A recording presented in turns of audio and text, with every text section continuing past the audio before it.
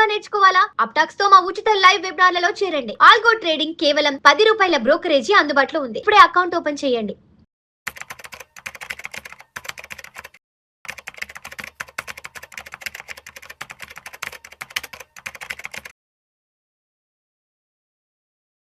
నమస్తే, నేను వెల్ది చక్రధర్.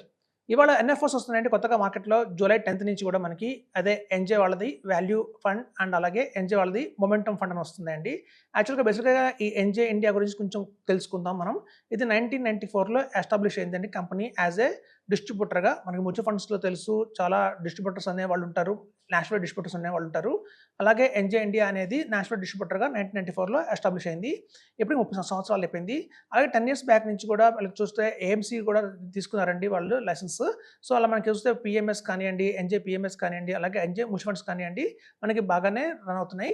అయితే లాస్ట్ 3 years 2023లో కూడా వీళ్ళు ఎన్జే ఫ్లెక్సీ క్యాప్ అనే దాంతో ఒక ఫండ్ అయితే ఓపెన్ అయింది. అయితే చూడండి, ఎన్జే ఫ్లెక్సీ క్యాప్ అనేది ఒక క్వాలిటీ బేస్డ్ గ్రోత్ ఫండ్ అనమాట. మనందరికీ తెలుసు క్వాలిటీ 2023లో 2024లో ఒక మంచి బుల్ రన్ అయితే వచ్చింది క్వాలిటీకి. అప్పుడు ఆ రోజున ₹10తో స్టార్ట్ అయిన ఎన్ఐవి అమాంతం ఒక 9 months 1 yearలోనే ₹16కి వెళ్ళిపోయిందండి. అంటే ఎవరైతే 1 crore పెట్టారో సెప్టెంబర్ 5th 2023లో అట్లీస్ట్ 1 yearలోనే మనకి అది 60 lakhs అయితే ప్రాఫిట్ ఇచ్చింది. అంటే 1 crore పెట్టిన వాళ్ళకి 60 lakhs అంటే చూడండి 60% వచ్చినట్టే. సో అలాగే చూస్తే మీకు అంత పర్ఫార్మెన్స్ ఎందుకు వచ్చిందంటే ఆ రోజు ఒక బుల్ రన్ వచ్చింది క్వాలిటీకి. తర్వాత అమాంతం 2025-26లో చూసాం క్వాలిటీకి బాగా డౌన్ ట్రెండ్ అయితే నడిచింది. క్వాలిటీ అంటే మన అందరికీ తెలుసు హెచ్డిఎఫ్సి బ్యాంక్ కానివ్వండి, అలాగే మనం చూస్తే బ్లూ స్టార్ రెసిస్ కానివ్వండి, అట్లాగే మనకి ఐటీసీ కానివ్వండి, ఇట్లాంటివన్నీ కూడా క్వాలిటీలోకి వస్తాయి. సో అట్లాంటి క్వాలిటీకి సంబంధించిన లాస్ట్ 1.5 year నుంచి కొంచెం స్ట్రగుల్ అవుతుంది మార్కెట్. సో అలా ఇప్పుడు రీసెంట్గా ఏంటంటే మనం చెప్తుంటాం, అందరు చెప్తుంటాం, మనం తీసుకుంటే ప్రతి ఒక్క పోర్ట్ఫోలియోలో కూడా వాల్యూ మొమెంటం ఉంచుకోండి. వాల్యూ మొమెంటం వల్ల మీకు ఎలాంటి డౌన్ సైడ్ మార్కెట్లో ఒక కనుక ఎస్ఐపీస్ వేసుకుంటే కనుక వెళ్తే కనుక మొమెంటం స్ట్రాటజీలో మనకి ఎక్స్ట్రాడినరీ రిటర్న్స్ అయితే వస్తాయి చెప్తున్నాను. సో అట్లా మనం చూడండి, ఒక క్వాలిటీ స్ట్రాటజీ ఉన్న ఎన్జే ఫ్లెక్సీ క్యాప్, అలాగే చూస్తే క్వాలిటీ ప్లస్ గ్రోత్, అలాగే క్వాలిటీ ప్లస్ మొమెంటం ఉన్న కొత్తగా వస్తున్న ఎన్ఎఫ్ఓ, అలాగే క్వాలిటీ ప్లస్ వాల్యూ ఉన్న కొత్తగా వస్తున్న ఎన్ఎఫ్ఓ 2 వస్తున్నాయండి. ఎవరైతే ఈ మూడిట్లో కనుక ఇన్వెస్ట్మెంట్ చేసుకుంటూ వస్తారో వాళ్ళకి ఒక టైం ఫ్రేమ్ తీసుకుందాం. ఫర్ ఎగ్జాంపుల్ ఒక ₹25,000 ఎస్ఐపి కనుక ఈ మూడిట్లో ఎన్జే ఫ్లెక్సీ క్యాప్, అలాగే ఎన్జే మొమెంటం, అలాగే ఎన్జే వాల్యూ, ఈ మూడిట్లో కనుక ₹25,000 ఎస్ఐపి కనుక ఎవరైతే తీసుకుంటూ వస్తారో వితిన్ 12 yearsలోనే వాళ్ళకి 1 CR అయితే వస్తుందండి. అట్లాంటి పర్ఫార్మింగ్ అయితే ఉంటుంది మనకి. ఇప్పుడు చూడండి, మొమెంటం వాల్యూ అనగానే ఎలాంటి స్ట్రాటజీస్ ఉంటాయో మీకు చెప్తాను. ఫస్ట్ చెప్పాను ఎన్జే ఫ్లెక్సీ క్యాప్ అది ప్యూర్గా క్వాలిటీ గ్రోత్ బేస్డ్ స్ట్రాటజీ ఉంటుంది. అందులో ఉన్న ఒక స్టాక్స్ అన్ని కూడా క్వాలిటీ స్టాక్స్ అయితే ఉంటాయి. క్వాలిటీ ఉండాలి ప్లస్ గ్రోత్ కూడా ఉండాలి, అలాంటి స్టాక్ అందులో ఉంటాయి.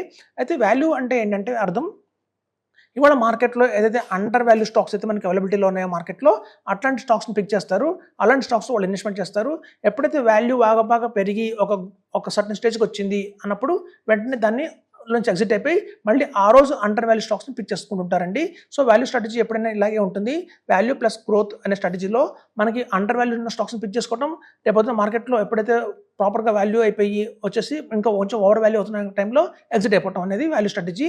సో అలాగే చూస్తే మొమెంటం స్ట్రాటజీ ఏంటంటే మీ అందరికీ తెలుసు, లాస్ట్ 1 year ఆ స్టాక్ ఒక గ్రాఫ్ చూస్తారు, అది ఒక మంచి గ్రోత్ కనబరిచింది అనుకోండి, నెక్స్ట్ అలాంటి దాంట్లో ఇన్వెస్ట్మెంట్ చేస్తారు. అలాంటి కనుక గ్రోత్ కంటిన్యూ అవుతుంది, దాని గ్రాఫ్ పైకి వెళ్తుంది అంటే మాత్రం అది మొమెంటం కింద తీసుకుంటవచ్చు.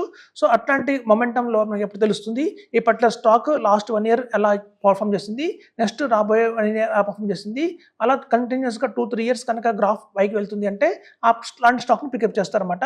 ఇప్పుడు చూడండి, మొమెంటం ఇండెక్స్కి మొమెంటం వాల్యూ ఫండ్కి డిఫరెన్స్ ఏంటి, మొమెంటం క్వాలిటీ ఫండ్కి డిఫరెన్స్ ఏంటో చెప్తాను. సపోజ్ మనం ఫర్ ఎగ్జాంపుల్ ఒక జెట్ ఎయిర్వేస్ తీసుకుందామండి. సో అది ఒక టైంలో మార్కెట్లో చాలా పైకి వెళ్ళింది, అంటే మనకు మంచి రిటర్న్స్ కనపరిచింది. సో అందరూ అనుకుంటారు ఇది గ్రోత్ చాలా బాగుంది కదా, ఇందులో మనం ఇన్వెస్ట్మెంట్ చేయొచ్చు కదా అని చెప్పి ఆ మొమెంటం ఫాలో అయ్యి అందరూ ఆ మొమెంటం ఇండెక్స్లోకి ఆ స్టాక్ వచ్చేస్తుంది. కానీ నెక్స్ట్ ఇయర్ ఏమైందంటే గ్రోత్ అలాగే కంటిన్యూ అవుతుంది, కానీ ఎవరైతే ప్రమోటర్స్ ఉన్నారో వాళ్ళు కొంచెం లోన్స్ తీసుకోవడం జరిగింది అనుకోండి, మార్కెట్లో ఎక్కువ లోన్స్ తీసుకుంటున్నారు అనుకోండి, గ్రోత్ కనిపిస్తుంది మొమెంటంలో పైకి వెళ్తున్నట్టు, కానీ వాళ్ళలో క్వాలిటీ పడిపోయింది అని అర్థం చేసుకోవాలి. అది మనం చెక్ చేసుకోము, ఎందుకంటే అది ఇండెక్స్ ఏదైతే ఉంటుందో మొమెంటం ఇండెక్స్ దాన్ని పట్టుకోదు. అక్కడి నుంచి నెక్స్ట్ ఇయర్ కూడా మార్కెట్లో ఇంకా బుల్ ర్యాలీ వచ్చింది, ఆ స్టాక్కి పెరుగుతూనే ఉంది అంటే అలాగే దాన్ని హోల్డ్ చేస్తుంది. కానీ బిహైండ్ ద స్టాక్ ప్రమోటర్స్ చాలా అప్పులు పాలవుతున్నారు, అప్పులు ఓవర్గా తీసుకుంటున్నారు, దానివల్ల మార్కెట్లో ఇంకా పెరుగుతుంది. సో ఇక్కడ చూస్తే మీకు ఈ మొమెంటం వాల్యూలో ఏదైతే ఉంటుందో క్వాలిటీ కనుక యాడ్ చేస్తే, ఇట్లాంటప్పుడు కనుక మనం క్వాలిటీ యాడ్ చేస్తే ఆ క్వాలిటీ వచ్చేసి మీకు ఏమవుతుందంటే ఈ పట్టుకుంటుంది. సో ఓకే, ర్యాలీ అయితే ఉంది, మొమెంటంలో ర్యాలీ అయితే ఉంది, కానీ ఇందులో ప్రమోటర్స్ అంతకుముందు చాలా కనుక తీసుకుంటున్నారు. అంటే ఓవర్గా లోన్స్ తీసుకుంటున్నారు, బర్డెన్ అయిపోతుంది. ఎప్పుడైనా సరే ఇది కొంచెం పడిపోయే స్టాకే అని చెప్పినప్పుడు ఈ క్వాలిటీ అలర్ట్ చేస్తుంది. అప్పుడు ఆటోమేటిక్గా ఈ మ్యూచువల్ ఫండ్లో, మొమెంటం మ్యూచువల్ ఫండ్ నుంచి ఆ స్టాక్ అనేది ఎగ్జిట్ అవ్వడం జరుగుతుంది. కానీ ఇండెక్స్ మొమెంటం అయితే కనుక అది పసికట్టదు, కేవలం ర్యాలీ అవుతుందా లేదా అని మాత్రం చూస్తుంది తప్ప బిహైండ్ ఏం జరుగుతుంది, వాళ్ళు లోన్స్తో నడిపిస్తున్నారు కంపెనీని, సో కంపెనీ లాసెస్లో అళ్ళబోతుందా ఫ్యూచర్లో అనేది అది పసికట్టదు. సో అందుకనే మనకి మొమెంటం ఇండెక్స్ కంటే కూడా ఈ మొమెంటం ఫండ్స్ ఏవైతే ఉంటాయో ఇందులో క్వాలిటీ కూడా యాడ్ అవుతుంది. కాబట్టి కేవలం మొమెంటం ర్యాలీ వల్లనే ఆ స్టాక్ మనం పికప్ చేసుకుంటాం కాకుండా, అలాగే దాంట్లో మన క్వాలిటీ పారామీటర్స్ ఏవైతే ఉంటాయో అవి కూడా మనం పరిగణలోకి తీసుకుని ఇన్వెస్ట్మెంట్ చేయాల్సి వస్తుంది. సో ఇట్లా కనుక ఇన్వెస్ట్మెంట్ చేసుకుంటూ వెళ్తేనే మనకి రిటర్న్స్ అయితే బాగా వస్తాయి. సో అదండి ఒక వాల్యూ స్ట్రాటజీలో ఉన్న ఫండ్, అలాగే మొమెంటము, అలాగే గ్రోత్ క్వాలిటీ. సో ఇట్లా మూడిట్లో కనుక ఇన్వెస్ట్మెంట్ చేసుకుంటూ వెళ్తే చాలండి. చాలామంది డైవర్సిఫికేషన్ అనగానే ఏమనుకుంటారంటే large cap, mid cap, small cap చెప్పుకుంటారు. అది డైవర్సిఫికేషన్ కాదు. డైవర్సిఫికేషన్ కూడా ఎలా ఉండాలంటే మనం కొంత పార్ట్ ఆఫ్ ఎస్ఐపి వాల్యూలో ఉండాలి, కొంత పార్ట్ ఆఫ్ ఎస్ఐపి మొమెంటంలో ఉండాలి, కొంత పార్ట్ ఆఫ్ ఎస్ఐపి క్వాలిటీలో ఉండాలి. ఇట్లా మనం డిజైన్ చేసుకుంటే కనుక మన పోర్ట్ఫోలియోని కొంత వాల్యూ, కొంత మొమెంటం, కొంత గ్రోత్ అట్లాగే మనం చేసుకుంటే కనుక అబ్నార్మల్ రిటర్న్స్ అయితే బాగా వస్తాయని చెప్తున్నాను. అదండి ఎప్పుడైనా గమనించండి. డైవర్సిఫికేషన్ అనగానే చాలామంది mid cap, small cap, balance advantage fund, అలాగే కమోడిటీస్ కొత్తగా వస్తున్నాయి. అందరూ కూడా ప్రతి ఒక్కళ్ళు పోర్ట్ఫోలియోలో ఈ మధ్య గోల్డ్, సిల్వర్ యాడ్ చేయడం మొదలుపెట్టారు. సో అలాగే ఇండెక్స్ ఫండ్స్ పెట్టారు, ఈటీఎఫ్స్ అంటారు. ఇట్లా కాదండి డైవర్సిఫికేషన్. ఇలా డైవర్సిఫికేషన్ చేసినంత మాత్రం మనకి రిటర్న్స్ అయితే ఎక్కువ రావు. ప్రాపర్గా మనం డైవర్సిఫికేషన్ చేసుకోవాల్సింది ఏంటంటే కొంత పార్ట్ ఆఫ్ ఎస్ఐపీస్ కానివ్వండి, లంసమ్ అమౌంట్ కానివ్వండి గ్రోత్లో ఉందా లేదా, కొంత పార్ట్ ఆఫ్ ద అమౌంట్ మనకి క్వాలిటీలో ఉందా లేదా, అలాగే కొంత పార్ట్ ఆఫ్ ద అమౌంట్ మొమెంటంలో ఉందా లేదా, అలాగే వాల్యూలో ఉందా లేదా, ఈ 4 పారామీటర్స్ కూడా మీరు బాగా ఆలోచించుకోవాలి. ఇట్లా కనుక మనం డైవర్సిఫికేషన్ చేసుకుంటే కనుక పోర్ట్ఫోలియో ఎక్స్ట్రాడినరీ రిటర్న్స్ అయితే మనం వస్తుంది. మార్కెట్లో చూడండి ఎప్పుడు కూడా మన దగ్గర ఉన్న 5 ఫండ్స్ అయితే 5 ఫండ్స్ ఉంటాయో, సపోజ్ ఆ 5 ఫండ్స్ పైకి వెళ్ళిపోకూడదు, అట్లీస్ట్ ఒక ఫండ్ డౌన్లో ఉండాలి. ఎందుకు అంటే అది ఆ స్ట్రాటజీ వేరేగా ఉందని అర్థం.